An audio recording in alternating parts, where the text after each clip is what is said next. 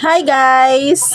O, ayan, habang nagwawalwal si Sisi Melody, ayan, nagluluto tayo ng sarsyadong tilapia. Ayan, so, sabi nga sa inyo, di ba mahirap mag-video kapag ikaw lang mag-isa, lalo't nagluluto ka. So, ayan, mag-video tayo yung paluto na, yung pa-finish na guys, finished product na.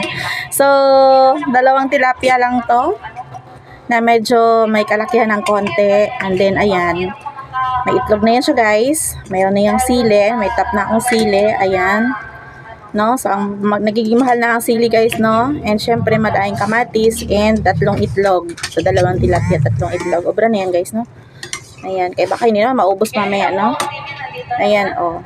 So, nilagay ko na yung fish.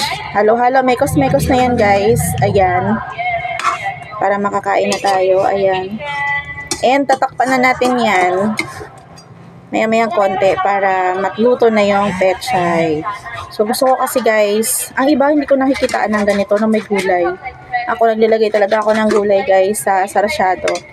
Gusto ko yan, may gulay. Ayan. Ayan, dapat pala dinalawa ko yung pechay, konti pala. O, nakukuntian ako sa pechay guys. At saka yung kamatis. Kunti yung kamatis ko. Sayang. 5 piraso ko eh. Dapat pala sinampo ko na.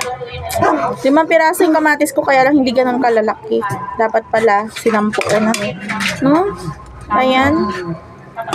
So, lalagyan natin guys ang takip para yung pechay na leaves ay luto na. Ayan. So, tatakpan na natin yan guys.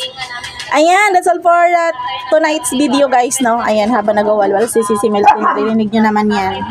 Ayan, mag-attendance na tayo. Ayan, paluto na. Ayan, see you sa next video. Thanks for watching guys. God bless you all.